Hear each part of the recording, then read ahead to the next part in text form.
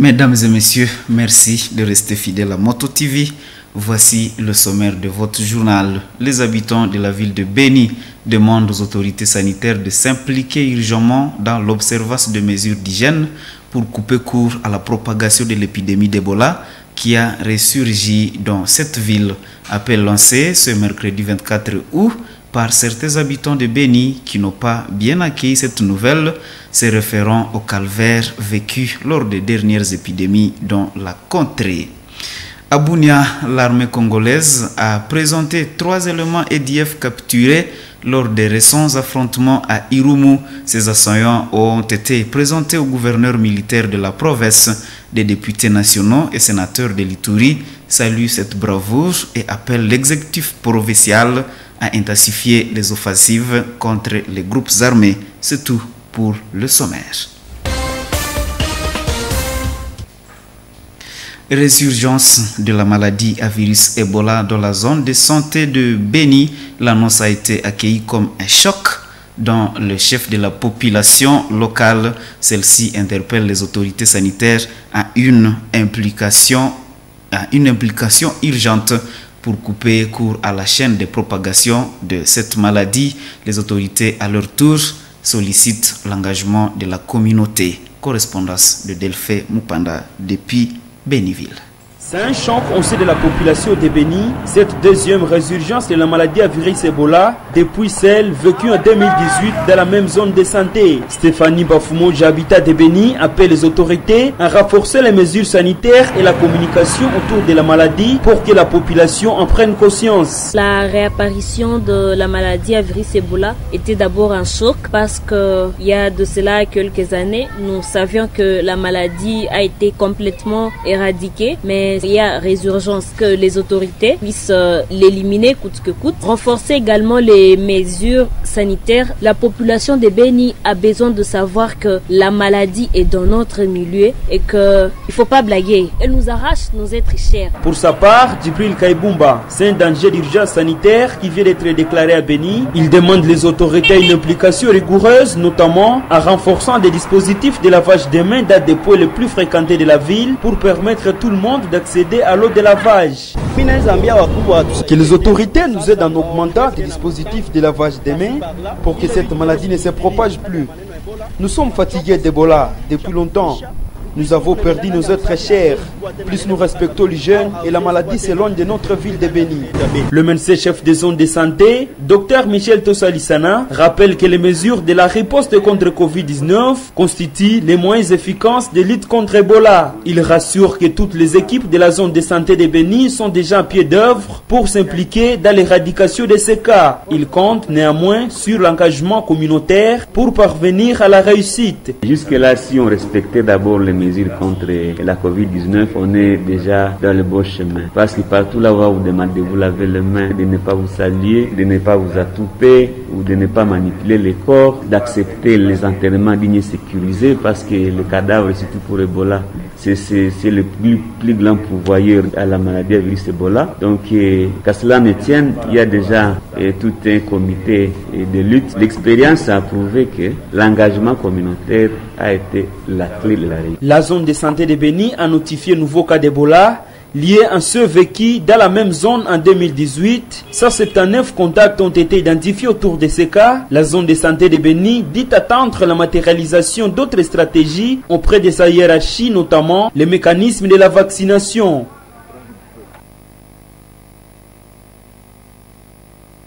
Baisse du prix de l'huile végétale sur le marché de Boutempo et bidon d'huile qui se vantait à $46 est désormais réduit à $35. Situation qui enchante les revendeurs et les consommateurs de cette denrée. Constat réalisé par Nelly Mwenge et Luciana Moussiviro. Sur le marché, le prix de l'huile végétale a sensiblement baissé par rapport au temps passé. Moto TV a réalisé ce constat ici sur Avenue du Marché où la plupart des vendeurs installent l'huile végétale à la recherche de la clientèle. Madame Diawake, une vendeuse de longue date, se réjouit de cette baisse qui pourra lui procurer de nouveau une nouvelle clientèle.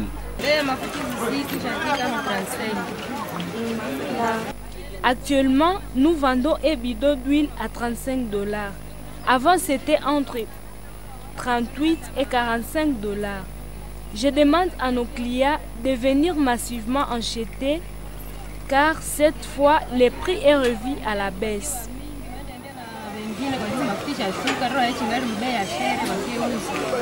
Le prix de l'huile a baissé sur le marché depuis environ 2 semaines, indique M. François Takinga. C'est seulement le bidon de 20 litres qui a baissé les prix. De 45, le prix a baissé jusqu'à 35 $. Mais le prix des bidons de 3 et 5 litres n'a pas changé, car ça ne provient pas des mêmes milliers. Ces bidons de 5 litres se vendent entre 12 à 14 $, et celui de 3 litres à 8 $. Même situation au marché central de Butembo. Le prix détaillé équivaut à 300 francs la mesurette, au lieu de 500 francs congolais il y a quelques semaines. Ces derniers jours, nous vendons une mesurette d'huile à 300 francs au lieu de 500 francs. L'huile nous arrive déjà en grande quantité. Que les clients viennent, le prix a baissé. Cette baisse impacte positivement sur la ration de certains ménages en ville de Butembo. Témoignage de cette vendeuse qui désormais sait répartir de façon équitable l'économie de sa famille. Quand les prix des produits baissent comme ça, c'est quelque chose de bien, car au moins, on arrive à bien répartir son argent. L'huile végétale reste une denrée alimentaire la plus consommée dans plusieurs ménages de la ville de Butembo. Et nous vous l'avons dit en titre, les forces armées de la République démocratique du Congo ont présenté 3 éléments EDF en Ituri parmi les personnes arrêtées. Un général autoproclamé en territoire d'Irumu. Ils ont été présentés au gouverneur militaire de la province de l'Ituri mardi 23 août à Bunia. C'était en présence de quelques députés nationaux et sénateurs de l'Ituri. Des précisions dans ce reportage de la cellule de communication du gouvernorat de l'Ituri. L'action menée par les forces armées est à la hauteur des ententes de la population de l'Ituri. Un leader des ADF capturé avec plusieurs effets militaires à Kandoyi, dans la chefferie de Walese-Vonkutu, au sud du Rumu, et 2 autres éléments de ces mouvements terroristes appréhendés dans la région des Boga lors des opérations ont été présentés ce mardi au gouverneur militaire de l'Ituri. Ces chefs rebelles et ces éléments opérés aux abords de la rivière Ituri, a dit le lieutenant Jules Ngongo, porte-parole de FARDC en Ituri. Les éléments sous vos commandements ont mené les opérations de fouilles dans la zone et ils ont mis la main sur messieurs autoproclamés Général Kasereka Kamate Germain. Vous savez que le pont Ituri, à un certain moment, était devenu le couloir de la mort, où les ADF voulaient prendre cet espace pour mener leurs actions. À chaque fois, ils font les incursions. Et lorsque nous poursuivons ces ennemis, on était 2 fois surpris qu'ils ont déjà traversé de l'autre côté. Et alors, c'est grâce à ces dinghies qui constituaient en fait l'élément moteur de leurs actions. De parlementaires élus de l'Ituri qui ont préparé à cette présentation saluent la bravoure des forces armées déterminées à éradiquer l'insécurité en Ituri. Les députés nationaux Raymond Tchidia déplorent tout de même la présence massive des Congolais dans les rangs des ADF. Aujourd'hui, nous sommes contents de voir autour de 20 ADF, n'est-ce pas, capturés, nombreux, neutralisés par le gouvernement provincial. Donc c'est ça ce que nous attendons même de ces gouvernements provinciaux. Ce sont malheureusement nos frères. Et là, ça fait honte. Ça fait honte que ce sont nos frères qui seraient même plus nombreux dans les rangs des ADF que les étrangers. Au gouverneur militaire de l'Ituri, le lieutenant-général Luboya Kashama Johnny, de profiter de cette occasion pour appeler les groupes armés locaux favorables au processus de paix de respecter leur engagement.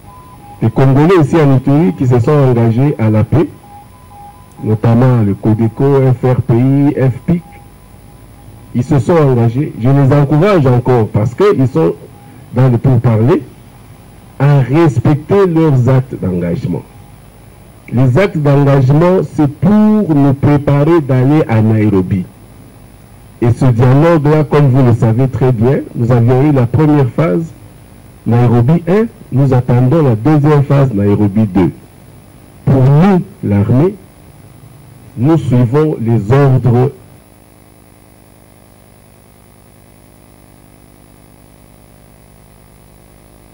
Page noire dans cette édition, la messe de funérailles pour le repos de l'âme de M.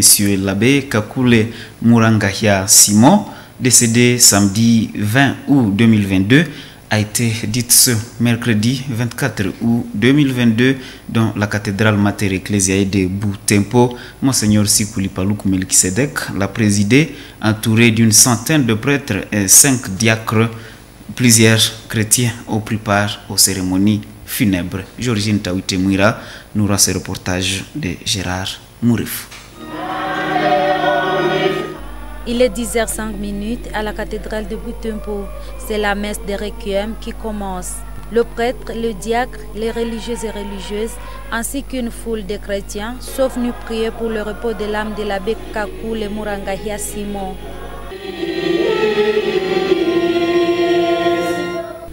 Dans son homélie, Monseigneur Sikuli Paluku Melkisedek a indiqué que le séjour de tout humain est momentané sur cette terre. Ainsi, il a invité les chrétiens, chacun à préparer en bon terme sa mort, à l'exemple de l'abbé Simon qui a servi Dieu sans relâche.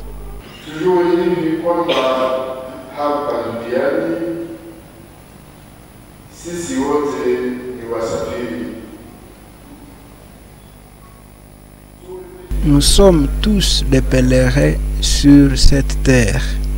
Demeurons prêts, car il n'y a pas celui qui connaît le jour ni l'heure de sa mort. Nous sommes donc appelés à être fidèles dans notre foi au Christ, la foi de notre baptême et de notre confirmation. Nous sommes aussi appelés à témoigner l'Évangile par nos actes et par nos paroles. Ne soyons pas de simples auditeurs ou des évangélisateurs, nous devons pratiquer cet évangile. Tusiwe tu wasikilizaji au wahubiri, bali watendaji wa Injili. Dans le réseau funèbre du diocèse de Butembo-Beni, le chancelier de l'évêque a témoigné que l'illustre disparu a donné une contribution de choix au bien-être de l'Église. L'abbé Simon Kakule Murangahia, un prêtre au don de l'humour, appelé affectueusement Simon le meilleur, l'abbé Simon Kakule Murangahia était un prêtre au don de l'humour. Particulièrement connu pour sa grâce incomparable de l'humour, il va certainement nous manquer tous et toutes, mais surtout ceux et celles qui admiraient sa grande capacité de mimer toutes les catégories de personnes. On dirait que dans ses prières, il demandait au Seigneur de lui donner le sens de l'humour. Il croyait, pourrait-on affirmer, que l'humour est une expression de l'amour.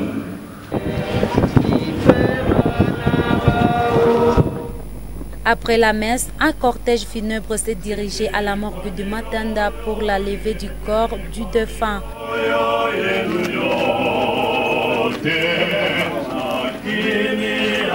C'est là que le membre de sa famille et ses proches lui ont rendu le dernier hommage.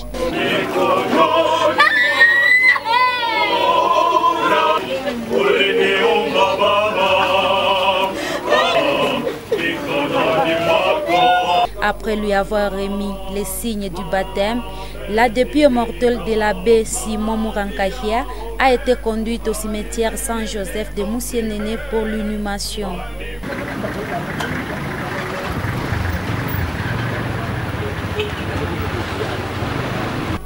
Monsieur l'abbé Kakule Murankahia Simon est décédé à l'âge de 49 ans. Il a été ordonné prêtre en 2002 après ses études faites à Mutwanga, au petit séminaire Tumaini Letu, au philosophe Mbanga Tuzinde de Bukavu et au théologat Saint-Octave de Bulindi. Il a servi comme économe dans plusieurs paroisses du diocèse de Butembo Beni et dans le diocèse de Kasese en Ouganda. L'illustre disparu a tiré la révérence samedi 20 août 2022 des suites d'une cirrhose de foie. Il est mort en exerçant son ministère en paroisse Saint-Gustave de Beni-Païda.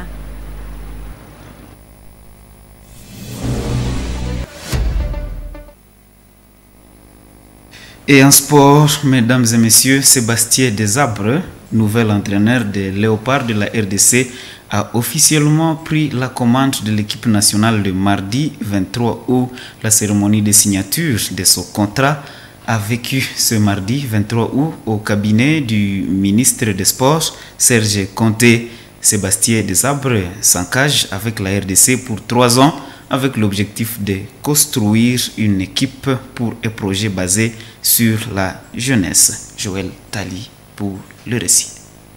C'est désormais officiel, Sébastien Desabres est le nouveau sélectionneur de la République démocratique du Congo.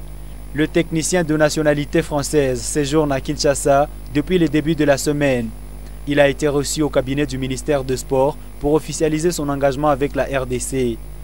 Desabres a paraphé un contrat de 3 saisons avec le gouvernement pour conduire l'équipe nationale de la RDC. L'ancien entraîneur des Chamois Niortais est passé également par les bancs de l'Ouganda. Il dirigera les Fauves congolais lors des éliminatoires de la prochaine Coupe d'Afrique des Nations. Cette campagne très mal lancée par les Léopards de la RDC, dernier de leur groupe avec 0 points. Sébastien Desabres aura surtout pour tâche de redorer les blasons de la sélection de la RDC sur l'échiquier continental et même international. Officiellement sélectionneur de la RDC pour les 3 prochaines années, Sébastien Desabres, 46 ans, a réagi à sa nomination. Dans un tweet, il a déclaré très heureux de démarrer ses nouveaux challenges avec les Léopards de la RDC. Naza content, a-t-il écrit. Sébastien Desabres a signé son contrat avec la FECOFA, représenté par son secrétaire Chimanga et Serge Nkondé, ministre des Sports et Loisirs. Sébastien Desabres succède à l'Argentin Hector Cooper, qui a manqué à son objectif de décrocher un ticket de qualification au Léopard pour la qualification à la CAN 2023. Le Français Desabres a eu à entraîner la SEAC Mimosas de la Côte d'Ivoire, le Coton Sport de Garoua au Cameroun, l'Espérance sportive de Tunisie, l'Ibolo d'Angola et Pyramide FC de l'Égypte. Il a dirigé la sélection nationale de l'Ouganda à la CAN 2019 où les Cranes avaient battu la RDC par 2-0 en 2019. Et avant d'éclore cette édition, mesdames et messieurs, sachez que la commission de gestion de la Ligue nationale de football l'INAFOOT a annoncé la date du démarrage de ses compétitions. Cette 28e édition de la première division débute le 16 septembre 2022. Dans un communiqué rendu public mardi 23 août, la LINAFOOT promet publier le calendrier le 2 septembre prochain, soit 2 semaines avant le coup d'envoi du championnat en vertu des règlements. Quant à la division inférieure, la LINAFOOT division 2, le démarrage est annoncé pour le 1er octobre 2022 dans toutes les 3 zones de développement. La LINAFOOT exige au club d'être en ordre sur le plan administratif avant le 10 septembre. Mesdames et messieurs, ainsi s'achève cette édition du journal sur Moto TV. Merci de l'avoir suivi. Au revoir.